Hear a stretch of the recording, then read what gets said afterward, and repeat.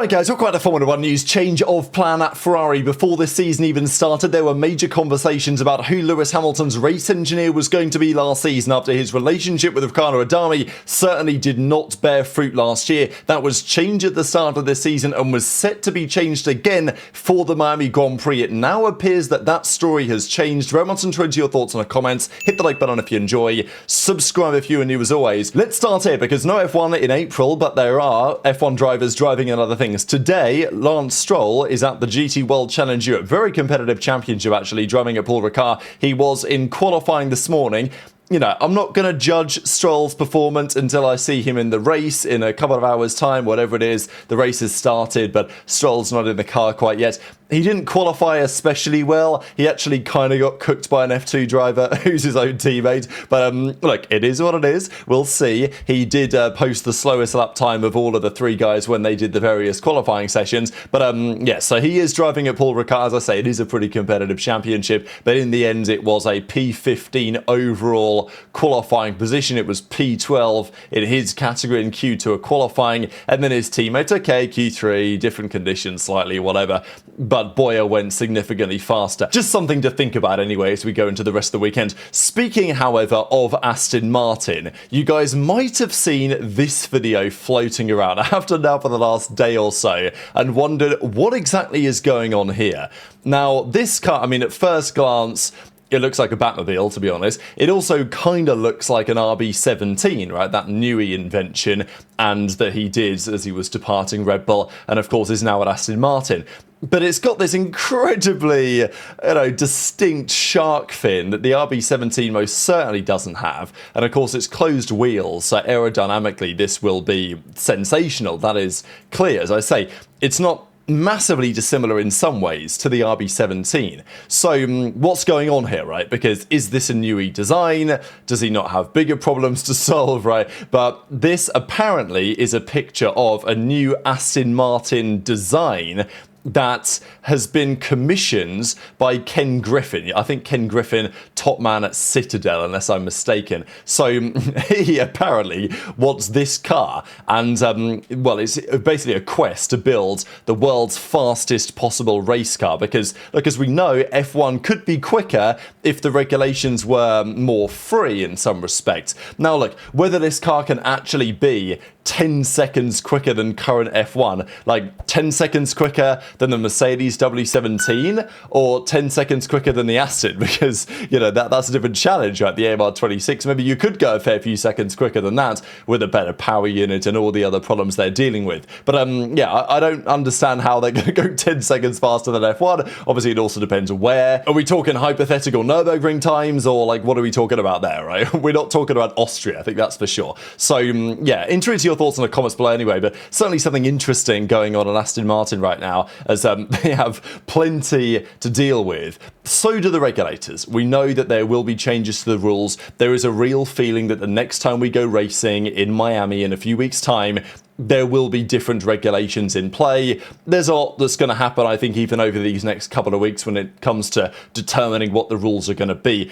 Now, the single-seater director at the FIA says, "It's not like we're discussing a complete rewrite. We believe the patient is not in intensive care. The patient just needs to eat a few apples a day, not undergo open heart surgery." So, look, that is the optimistic appraisal of the FIA, but they are willing to admit that the patient is in hospital and does need some reviving right now, but it's not maybe going to be, well, okay, he implies they're not in hospital, I suppose, but whatever, you get the point. The regulations clearly are not performing optimally, and they're going to need some sort of medication to sort that out. There are a number of things that the regulators can do. There are discussions being had between the teams, the FIA, the drivers want their thoughts more readily considered as well. Whether they will is a different question, but I think, as I've said before, this is also a question about the overall value of the sport, how the fans are perceiving these regulations right now.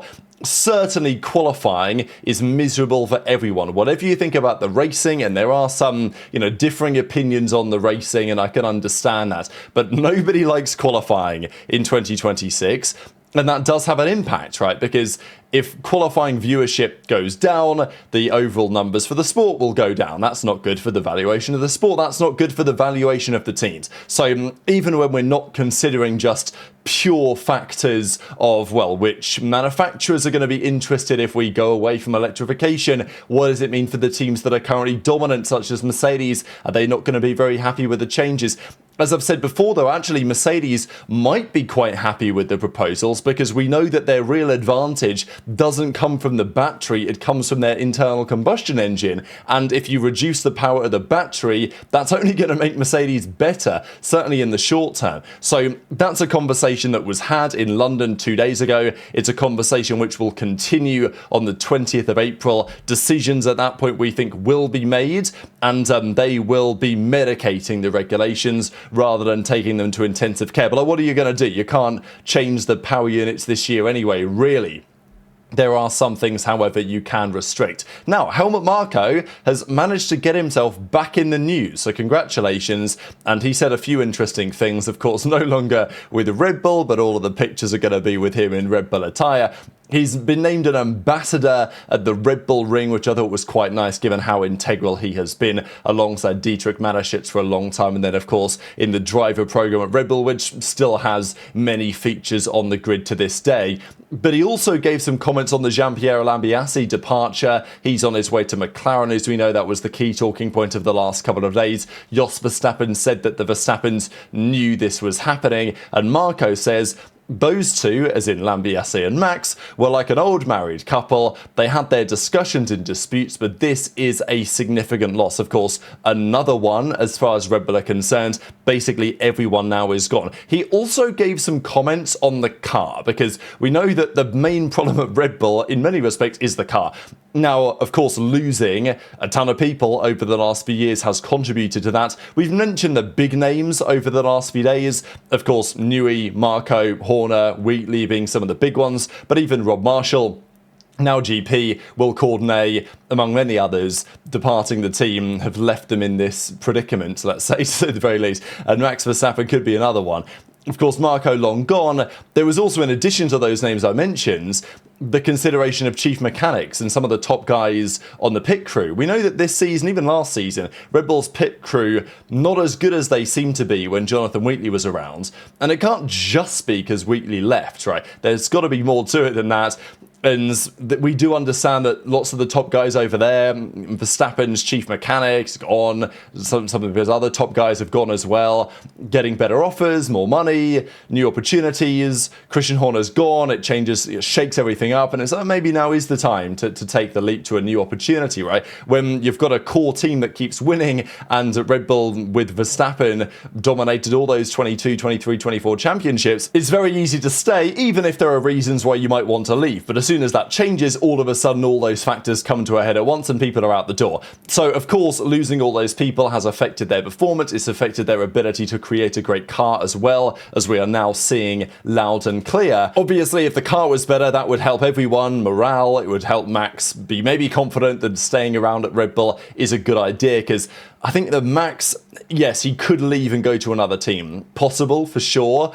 Probably right now that would only be Mercedes in this scenario, or of course McLaren once GP arrives is not impossible, but also he doesn't like these regulations right now. So in my opinion, in 2027 Max is either still at Red Bull or he takes a hiatus. I do think that Max could come back. I wouldn't be surprised to see Max take a sabbatical for a year or two, come back a couple of years down the line, and maybe that wouldn't be with Red Bull.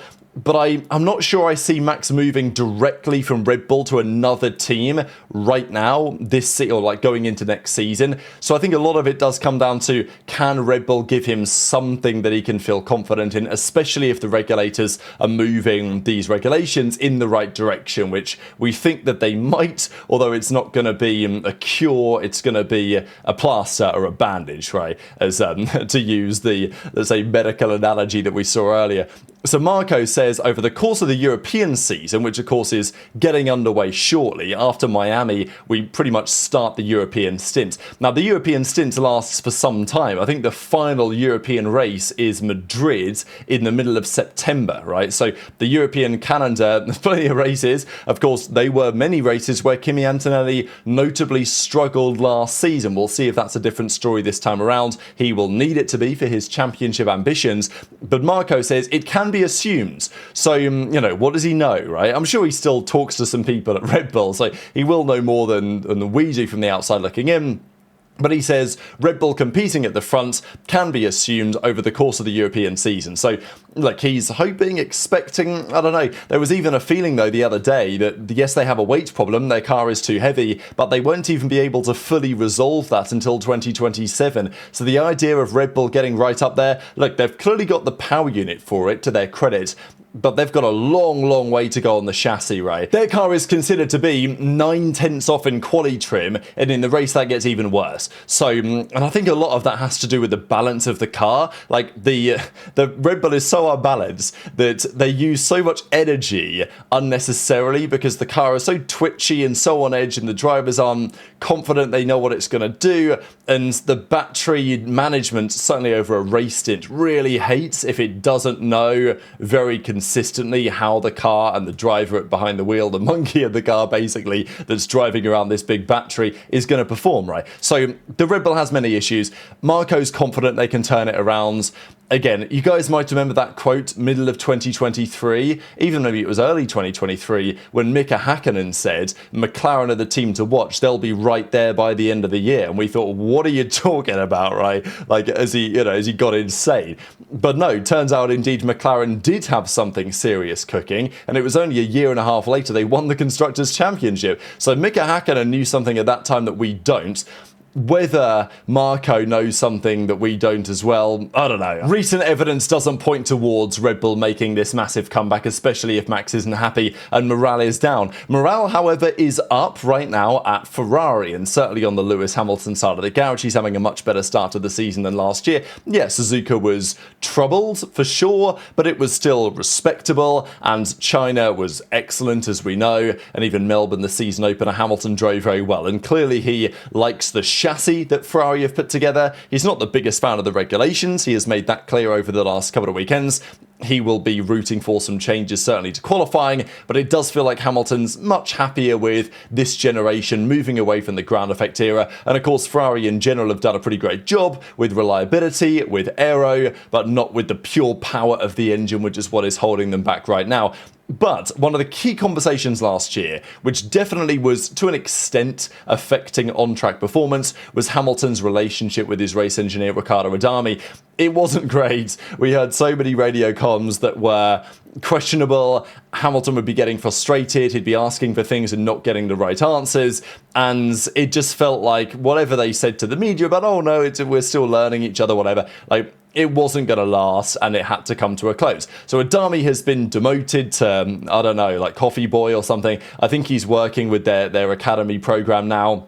But he's out of the limelight in Formula 1, and they were always set to bring in this man. Now, whenever I say, I'm just going to say Cedric today, because I always give you the full French, and I'm sure you're fed up of that. So anyway, he was joining from McLaren, and big deal really, because he's worked alongside Piastri for some time. This is an announcement from back in January, and shortly thereafter this was confirmed, and indeed Cedric is now working with Ferrari. Now, the intention when he joined was undisputedly, here he actually is in the background recently alongside Hamilton and this man on the left-hand side, who is the more notable conversation of today, because he's Hamilton's current race engineer, Carlo Santi, and he stepped in as a short-term interim to Cedric, right? And Hamilton even said that. He was like, yeah, it's not really ideal. We couldn't get Cedric immediately, right? There was a little bit of gardening leave, and then there was a feeling of, okay, well, he probably needs to learn the team a little bit. He doesn't want to hop straight into that role. So I think he was in Melbourne for the first rounds, but he was kind of not shadowing, but he was kind of learning things with the expectation that he would move up as expected. And Hamilton was like, yeah, it's not really ideal to change race engineers, but that's how it looks right now. But there was a feeling that Santi and Hamilton actually get on really well. Their communication has seemed over the first few rounds much stronger than we certainly saw last year. And the feeling is they've got a really strong bond. Like, at least on track stuff, it's looking pretty good. So, as we mentioned, when the big rumours started to emerge, that in fact, no, they were pushing forward with this, right? It was actually talked about even only just a week ago when Kim Illman made a post about it and said the following. I'll just put it, I guess, on the big screen here.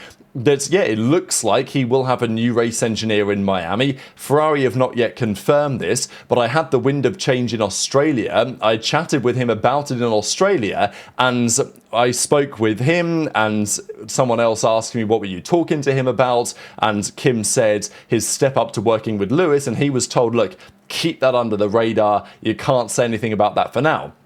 So Kim does exactly that, but over the last few days, there's been numerous reports about his transition. So Kim says, all right, yeah, I'm just going to talk about it now. I chatted with him in Australia, he's getting the promotion. But of course, that's quite a while ago now, right? Like, in the last month, things have changed quite substantially, and it looks like the relationship with Santi is such that bringing in Cedric doesn't make the most sense for Ferrari. And, you know, we talked about this probably at the time, certainly around about this time anyway, when it was rumoured. And it was my opinion that, yeah, if that dynamic is good, then why would you take the risk to change it when clearly it's not a limiting factor right now, right? If it's a limiting factor, the driver-engineer relationship, then yeah. And maybe Cedric could do a better job than Carlo. But right now, it looks like it's working pretty well. And this has now been reported in other places too. So De Kester says here from Auto Racer, he mentioned that Hamilton did near enough 900 kilometres over 2 days at Fiorano on that wet weather test. I'm sure Hamilton got a lot of learning in that car, that's for sure.